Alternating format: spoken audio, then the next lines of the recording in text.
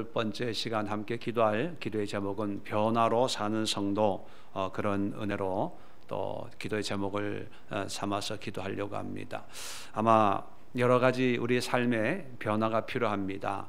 작은 부분부터 또 큰 영적인 그런 변화가 필요한데, 오늘 말씀을 통해서 우리 자신들이 궁극적으로 우리에게 필요한 변화가 무엇이고, 또 코로나19로 신음하고 있는 이 시대에, 그리고 이 시대를 살아가는 그리스도인들에게 근본적인 변화의 은혜가 어떤 것이 되었으면 하나님이 기뻐하시고 또 이런 세상에 쓰임받는 그런 믿음의 용사가 될 수 있을까, 우리 함께 살펴보고 기도 함께 하려고 합니다. 오늘 이 본문은 이제 바울이 자기의 어떤 변화된 삶을 간증하고 있는 그런 내용입니다. 다메섹 도상에서 만난 예수님의 그 과거에 수십 년 전에 일어난 그 변화의 그 사건을 회상하면서 이제 간증하는 그런 내용인데, 이 내용을 우리가 한번 간단하게 한번 살펴보려고 합니다. 14절에 보면 이제 다메섹 도상에서 예수님이 사울아 사울아 내가 어찌하여 나를 박해하느냐, 가시체를 뒷발질하기가 내게 고생이니라. 참, 가시체를 뒷발질하기가 내게 고생이니라, 이 말이 참 의미가 있습니다. 가시체라고 하는 것은 뭐냐면, 이제 농사 지을 때 짐승들을 이제 부리려고 하면 그냥은 안 되니까 가시나 이런 걸 달려 있는 곳으로 이렇게 툭툭 치면 아프니까 이제 그 앞으로 가고 뭐 오른쪽 왼쪽 이렇게 조정이 되는 거죠. 가시체라는 게 그런 겁니다. 뾰족뾰족한 가시가 있는 곳으로 이렇게 이제 짐승을 이렇게 몰려고 하는 그런 도구지요. 그런데 이 짐승이 가시체로 주인이 치면 그게 따라서 이제 움직이면 더 안 맞는데, 그죠? 그러면 쉽게 가는 거예요. 근데 바울의 인생을, 지금 바울은 야망과 꿈과 비전과 자신감과 뭐 아주 충만한 그런 청년 사울이거든요. 무서울 게 없고 두려울 게 없는 최고의 학벌을 가지고, 또 대제사장으로부터 신임을 받아가지고 예수 믿는 사람을 잡아서 감옥에 쳐넣기도 하고, 지금 다메섹 도상으로 달려가고 있는 것도 유대교를 이제 대적하는 이단을 사로잡으러 간다, 이런 사명감에 불타는 그런 아주 혈기왕성한 청년이거든요. 세상적으로 보면 장래가 촉망되는 사람이에요. 아마 여러분들 보면 이런 사비 삼았으면 좋겠다, 또 이런 아들 있으면 좋겠다, 그런 생각을 할 수 있는 그런 사람일 겁니다. 세상에서는 다 이렇게 좋게 보는데, 예수님은 뭐라고 보냐면, 가시체로 이렇게 짐승을 치면 짐승이 앞으로 가지 않고 발로 그 가시체를 잡고 이렇게 발로 찬다는 거예요. 그러면 더 맞아요, 덜 맞아요? 더 맞아요. 그러니까 그렇게 사는 네가 참 고생이구나, 이러는 거예요. 아니, 세상적으로는 성공적인 삶을 살고 있다니까요. 근데 하나님이 보시기에는 어리석은 삶, 고생길을 걸어가고 있는 삶이라는 거죠. 이 시대도 아마 가시체를 뒷발질하기가 내게 고생이니라, 이렇게 사는 사람들이 있을 거예요. 세상적으로는 뭐 부족함이 없고 능력 있다고 그러고 연봉도 많고 잘생겼고 인기도 있고 뭐 모든 사람의 부러움의 대상이 될 수 있는 사람인데, 하나님이 보시기에 참 고생길이 훤하구나, 뭐 이런 사람들이 있죠. 이런 사람이 변화됐다는 거예요. 이런 사람이 하나님이 귀하게 여기시는 그런 은혜의 복된 영원한 생명과 영원한 그런 복음을 전하는 도구로 변화되었는데, 어떤 변화가 있었을까? 자, 15절에 내가 대답하되 주님 누구시니까? 주께서 이르시되 나는 내가 박해하는 예수라. 자, 16절입니다. 일어나 너의 발로 서라. 내가 내게 나타난 것은 곧 내가 나를 본 일과 장차 내가 내게 나타날 일에 너로 종과 증인을 삼으려 함이니. 첫 번째 변화의 은혜가 종과 증인입니다. 이 종은 누구의 종입니까? 예수님의 종. 우리가 이 시간 기도해야 될 변화의 근극적인 삶은 하나님의 종과 증인이라고 하는 것은 이러한 하나님을 전하는 그런 삶이에요. 이게 가장 의미 있다는 거예요. 이게 가장 보람이 있다는 거예요. 한번 상상해 보십시오. 하나님은 영원하시고 무궁무진하신 분이에요. 우리가 헤아릴 수 없는 분이에요. 이런 분을 우리 인간은 딱 한 번 인생이라는 그런 삶을 삽니다.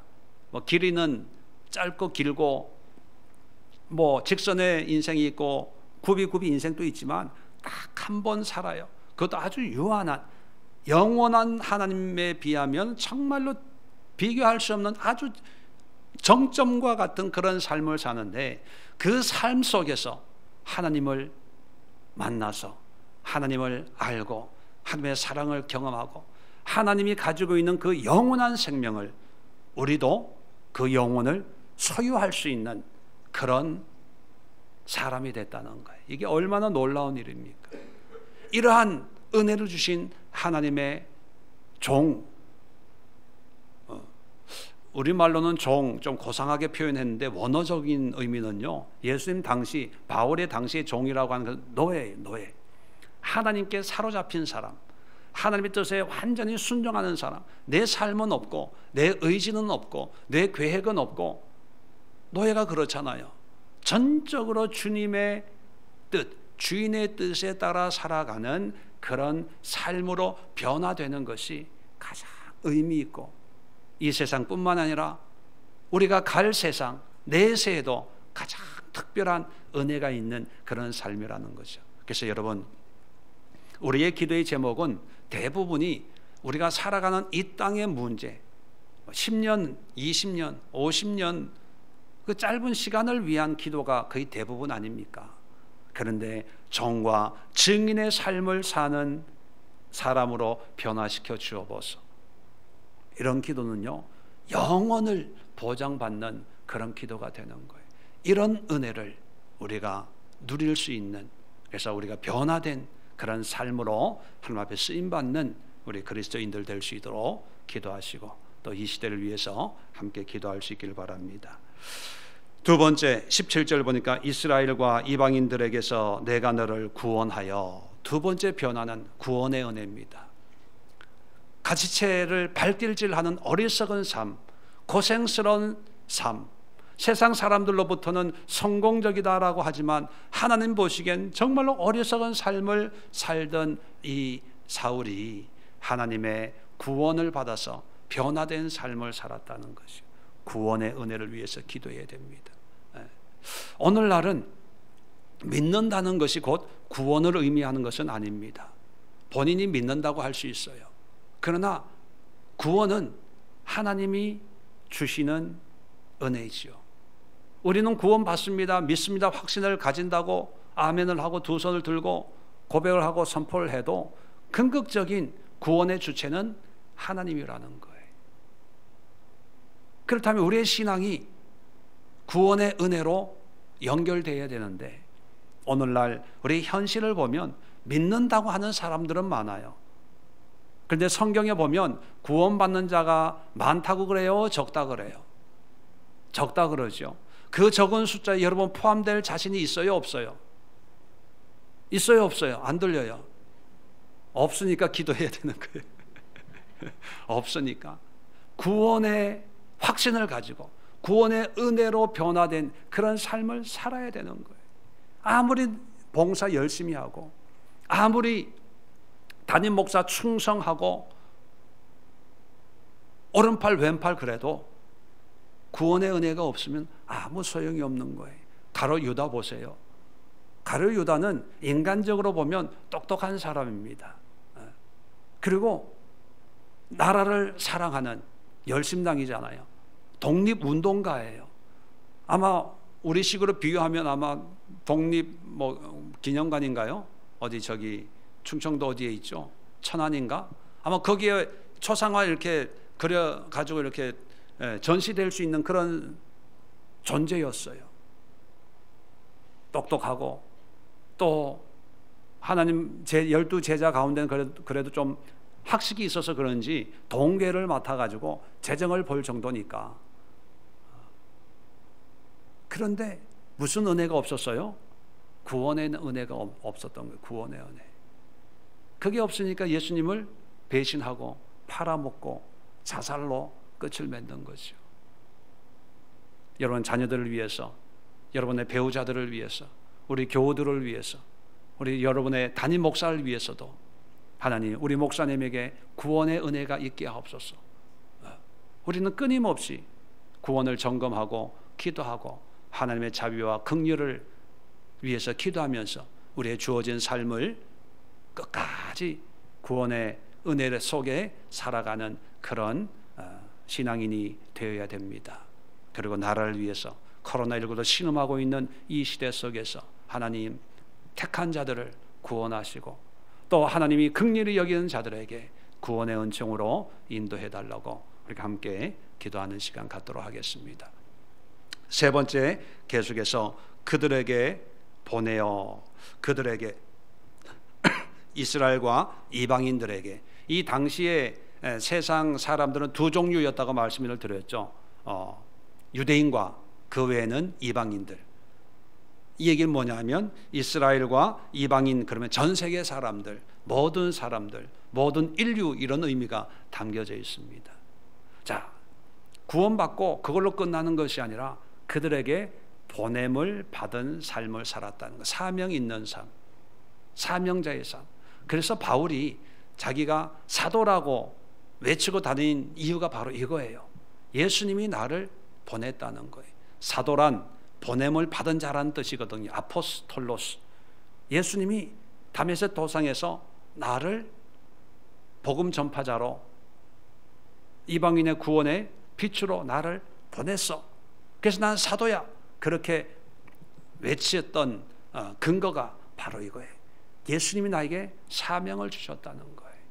여러분, 한 번밖에 없는 우리의 삶을 사는데 생계를 위해서 사는 것도 의미가 있습니다.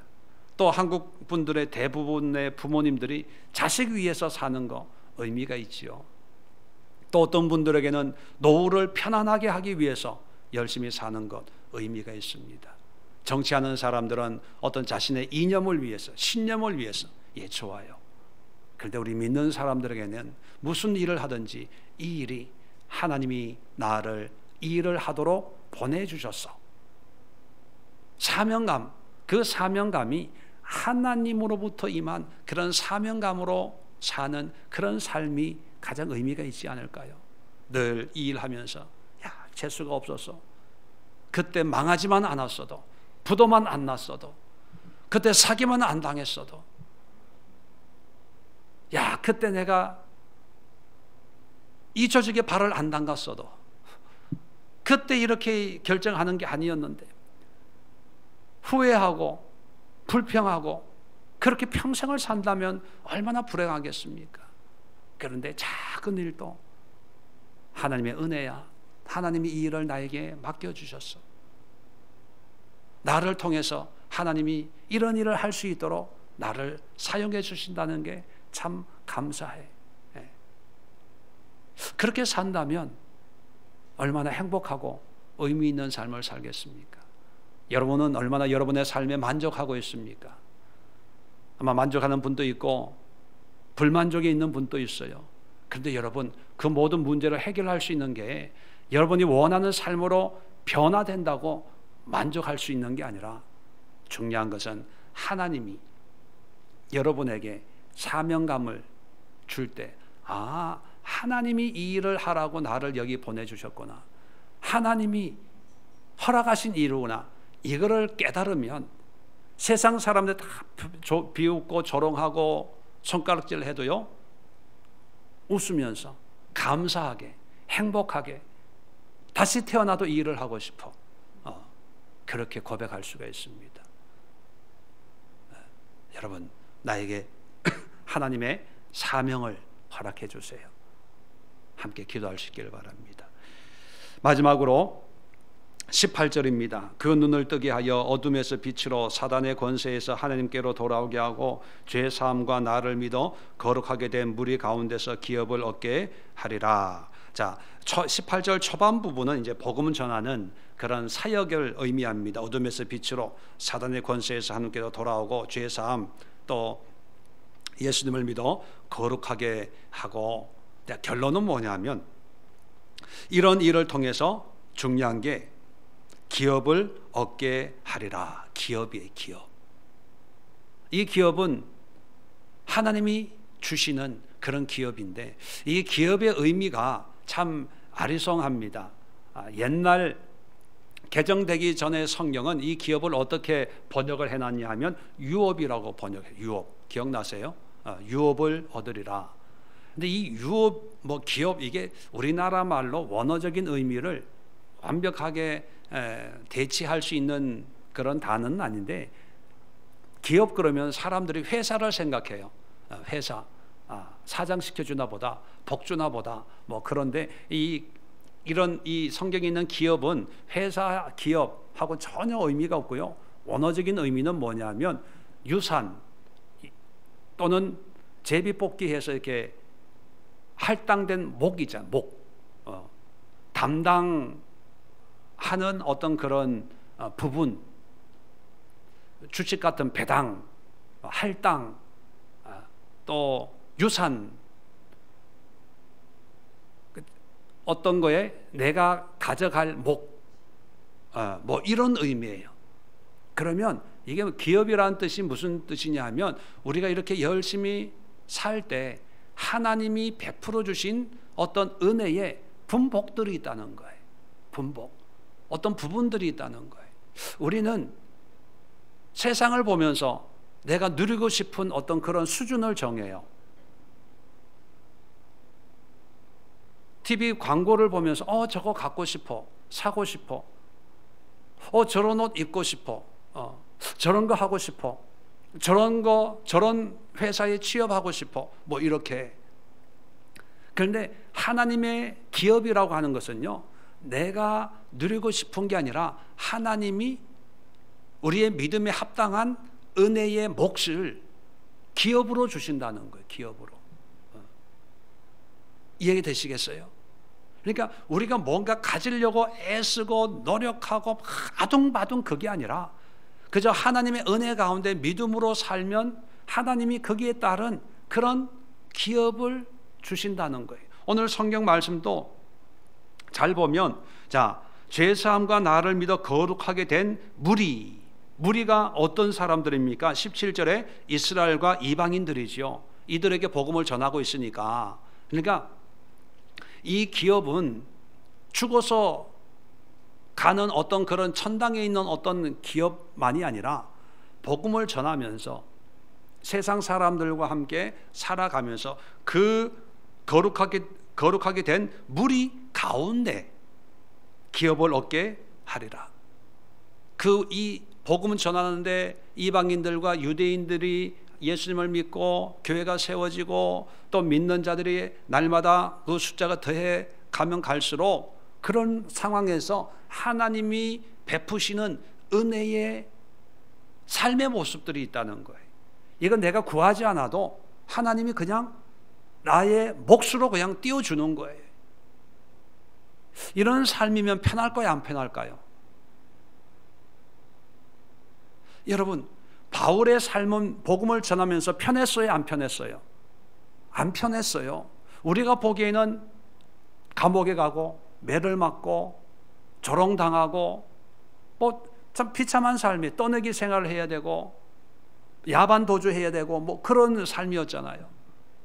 그런데 그런 삶 속에서도 하나님의 은혜의 분복, 기업을 누려서 죽을 것 같은데 안 죽고, 망할 것 같은데 안 망하고, 실패할 것 같은데 실패하지 않고, 전도를 해도 그렇게 사는 사람인데, 그런 사람이 예수님 믿으면 복 받습니다 하면 누가 믿겠어요? 여러분 같으면 믿겠습니까? 오늘 전했는데 내일부터 감옥에 갔어. 그럼 여러분들은 그 사람 믿겠어요? 안 믿어요. 누가 봐도 안 믿어. 그런데 누가 봐도 안 믿는데도 교회가 세워져요. 믿는 사람들이 몰려들어요. 가는 곳곳마다 하는 역사가 일어나는 거예요. 이게 기업이에요. 기업. 안 먹고 안 쓰고 허리 졸라매 가계부 막 써가지고 플러스 마이너스 이번 달은 지출이 많고, 그것도 필요해요. 그런데 하나님이 때를 따라 베풀어 주시는 은혜의 기업이 있어요. 이런 기업으로 하나님이 주시면 감사하게 누리고, 안 주시면 안 주는 대로, 하나님이 나에게 이런 은혜는 이번에는 안 주시나 보다, 안 주면 안 주는 대로 이렇게 살아야지. 하나님 지난달에는 줬는데 왜 이번 달에 안 줍니까? 이번 달에도 줄 줄로 믿습니다. 그러면 너무 힘들어져요. 믿는 게 전쟁이에요. 전쟁. 영적인 전쟁을 해야 되는데 하나님하고 전쟁해. 언제 줄 거냐? 왜 안 주냐? 왜 이것밖에 안 됩니까? 왜 나는, 누구는 이렇게 받는데 왜 나는? 그게 아니고요. 바울은 자기 자신의 안위를 위해서 기도하기보다는 예수님이 말씀하신 이스라엘과 이방인들에게 복음을 전하기 위해서, 복음 외에는 아무런 관심이 없었어요. 그랬더니만 하나님은 기업으로 응답하시는 거예요. 만날 자를 만나게 하시고, 있어야 될 곳 있게 하시고, 구원할 자를 구원하게 하시고, 교회가 필요한 곳에 교회를 세우게 하시고.